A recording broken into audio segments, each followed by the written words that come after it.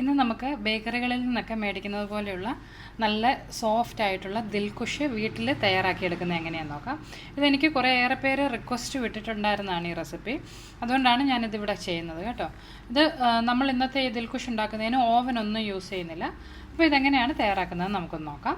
ദിൽകുഷ് ഉണ്ടാക്കുന്നതിന് വേണ്ടിയിട്ട് നമുക്ക് ആദ്യം തന്നെ ഈസ്റ്റ് ഒന്ന് ആക്ടിവേറ്റ് ചെയ്തെടുക്കണം.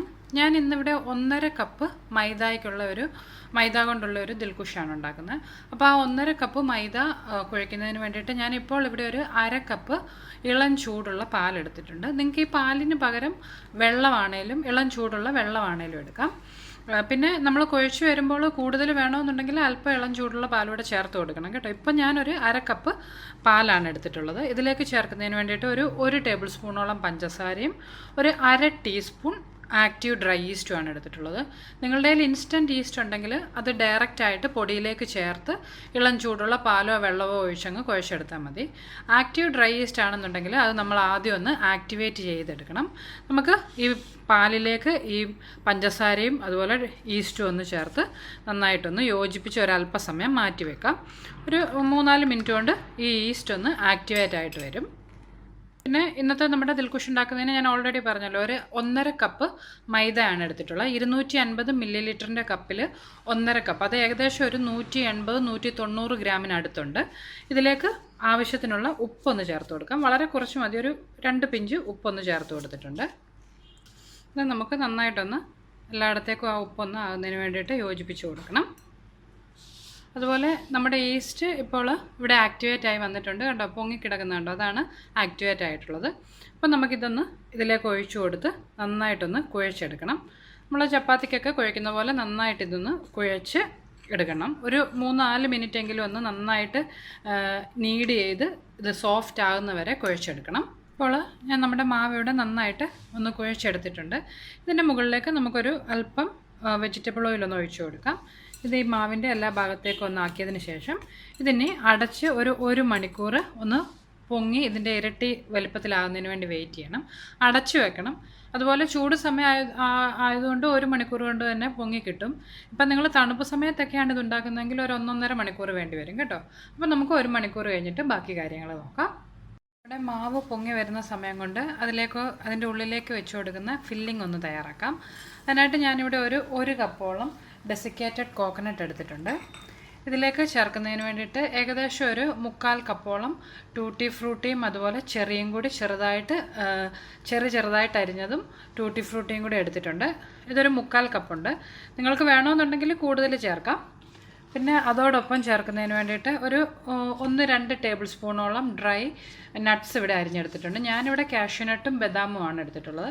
നിങ്ങൾക്ക് ഇഷ്ടമുള്ള ഡ്രൈ നട്ട്സ് ചേർത്ത് കൊടുക്കാവുന്നതാണ്. പിന്നെ ഇതിന് ആ മധുരം കിട്ടുന്നതിന് വേണ്ടിയിട്ട് ഒരു 1/4 കപ്പോളം പഞ്ചസാര പൊടിച്ചത് ഇവിടെ ചേർത്തിട്ടുണ്ട്. അതോടൊപ്പം ഒരു നല്ല മണത്തിന് വേണ്ടിയിട്ട് ഒരു 3-4 ഏലക്ക ഒരല്പം പഞ്ചസാരയും കൂടെ ചേർത്ത് നന്നായിട്ട് പൊടിച്ചെടുത്തിട്ടുള്ളതാണ്. ഇനി ഇതിലേക്ക് ഒരു 2 ടേബിൾ സ്പൂണോളം മെൽറ്റഡ് ബട്ടർ കൂടി ചേർത്ത് കൊടുക്കുകയാണ്. ഇതെല്ലാം കൂടി ഒന്ന് നന്നായിട്ട് യോജിപ്പിച്ചെടുക്കാം നമുക്ക്. ഇപ്പോൾ നമ്മുടെ ദിൽകുഷിനുള്ള ഫില്ലിംഗ് ഇവിടെ തയ്യാറായിട്ടുണ്ട്. അതുപോലെ ഏകദേശം ഒരു മണിക്കൂർ കഴിഞ്ഞതിന് ശേഷം ഇപ്പോൾ നമ്മുടെ മാവും ആ കുഴച്ച് വെച്ചതിൻ്റെ ഇരട്ടി വലുപ്പത്തിൽ ആയി കിട്ടിയിട്ടുണ്ട്. ഇത് നമുക്ക് ഒരിക്കൽ കൂടി ഒന്ന് നന്നായിട്ട് പഞ്ച് ചെയ്ത് ഒരിക്കൽ കൂടി ഒരു 1 മിനിറ്റ് ഒന്നുകൂടി ഒന്ന് കുഴച്ചെടുക്കാം. ശേഷം ഞാൻ നമ്മുടെ ആ മാവ് ഇവിടെ ഏകദേശം ഒരേ വലിപ്പമുള്ള 2 ബോളുകളാക്കി ഒന്ന് മാറ്റിയെടുത്തിട്ടുണ്ട്. ഇതിനി നമുക്കൊന്ന് പരത്തിയെടുക്കണം.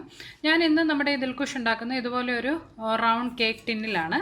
കേക്ക് ടിന്നോ അല്ലെങ്കിൽ ഏതെങ്കിലും സ്റ്റീൽ പാത്രമാണെങ്കിലും നിങ്ങൾക്ക് യൂസ് ചെയ്യാം, വട്ടത്തിലുള്ളത് കേട്ടോ.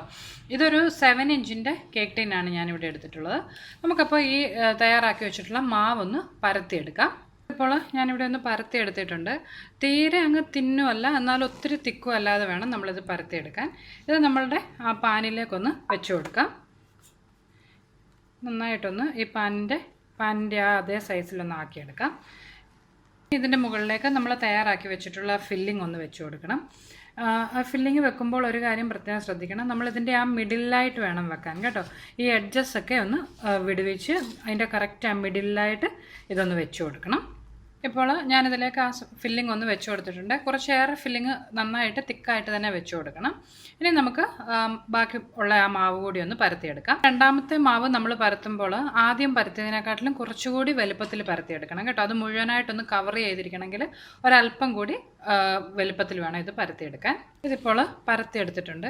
ഇതിനി നമ്മൾ ആക്കി വെച്ചിട്ടുള്ള ആദ്യത്തെ ആ ഒരു ലെയറിൻ്റെ മുകളിലേക്കൊന്ന് വെച്ച് കൊടുക്കാം. അതിന് ശേഷം ഇത് നന്നായിട്ട് ഒന്ന് സീൽ ചെയ്തെടുക്കണം. ഇത് 2 ലെയറും കൂടി നന്നായിട്ടൊന്ന് സീൽ ചെയ്തെടുക്കണം. ഇല്ലെങ്കിൽ നമ്മൾ ബേക്ക് ചെയ്യുമ്പോൾ ഇത് സെപ്പറേറ്റ് ആയിട്ട് ഇങ്ങനെ ആയിപ്പോകും കേട്ടോ. അതുകൊണ്ട് 2 ലെയറും കൂടി നന്നായിട്ട് ഒട്ടിക്കിട്ടുന്ന പോലെ ഒന്ന് സീൽ ചെയ്തെടുക്കുക. ഇപ്പോൾ ഞാൻ ആ സൈഡെല്ലാം നന്നായിട്ട് ഒന്ന് ഒട്ടിച്ചെടുത്തിട്ടുണ്ട്. ഇത് നമുക്കിനി ഒരു 10 മിനിറ്റ് ഒരിക്കൽ കൂടി ഒന്ന് അടച്ചു മാറ്റി വെക്കണം. അപ്പോൾ അല്പം കൂടി ഒന്ന് പൊങ്ങി വരും. അതിന് ശേഷം നമുക്കിത് ബേക്ക് ചെയ്തെടുക്കാം. നമ്മുടെ മാവ് പൊങ്ങി വരുന്ന സമയം കൊണ്ട് ഇതെങ്ങനെയാണ് തയ്യാറാക്കുന്നത് നമുക്ക് നോക്കാം. ഞാൻ മുമ്പ് കാണിച്ചിട്ടുള്ളതാണ്. ഞാനിവിടെ ഒരു കുറച്ച് വലിപ്പമുള്ളൊരു പാത്രമാണ് അടുപ്പത്ത് വെച്ച് കൊടുത്തിട്ടുള്ളത്. അതിൻ്റെ ഉള്ളിൽ കുറച്ച് ഉപ്പൊന്ന് ഇട്ട് കൊടുത്തിട്ടുണ്ട്. അതിന് ശേഷം അത് നന്നായിട്ട് അടച്ച് വെച്ച് ഒരു 10 മിനിറ്റ് ഹൈ ഫ്ലെയിമിൽ നമുക്കിതൊന്ന് ചൂടാക്കിയെടുക്കണം. അപ്പോൾ ഇതിൻ്റെ ഇതുപോലെ ഈ എയർ ഹോളൊക്കെ ഒരു പേപ്പർ കൊണ്ടൊന്ന് അടച്ചു വെച്ചിട്ടുണ്ട്. ആവി അല്പം പോലും പുറത്തു പോകാതിരിക്കാനാണ്. ഇത് ഒന്ന് 10 മിനിറ്റ് ചൂടായതിന് ശേഷം ഇതിലേക്ക് നമ്മൾ തയ്യാറാക്കി വെച്ചിട്ടുള്ള മാവ് നമുക്ക് ഇറക്കി വെക്കണം. പിന്നെ നിങ്ങൾ ഇതുപോലെ അല്ല ചെയ്യുന്നത്, ഇപ്പോൾ ഓവനിലാണ് ചെയ്യുന്നതെങ്കിൽ ഒരു 5 മുതൽ 10 മിനിറ്റ് വരെ ഒരു 180 ഡിഗ്രി സെൽഷ്യസിൽ ഓവൻ പ്രീഹീറ്റ് ചെയ്തതിന് ശേഷം വേണം അതിലേക്ക് നമ്മുടെ മാവ് വെച്ച് കൊടുക്കാൻ. ഇപ്പോൾ ഒരു 10 മിനിറ്റ് കഴിഞ്ഞിട്ടുണ്ട്. നമ്മുടെ ആ മാവ് നമ്മൾ ആദ്യം വെച്ചതിനെക്കാട്ടിലും ഒരല്പം കൂടി ഒന്ന് പൊങ്ങി വന്നിട്ടുണ്ട്. ഇതിൻ്റെ മുകളിലേക്ക് ഞാൻ ഒരല്പം ബട്ടർ ഒന്ന് തേച്ച് കൊടുക്കുകയാണ്. നിങ്ങൾക്ക് ഈ ബട്ടറിന് പകരം ഒരു മുട്ട നന്നായിട്ട് ബീറ്റ് ചെയ്ത് അതാണേലും തേച്ച് കൊടുക്കാവുന്നതാണ്.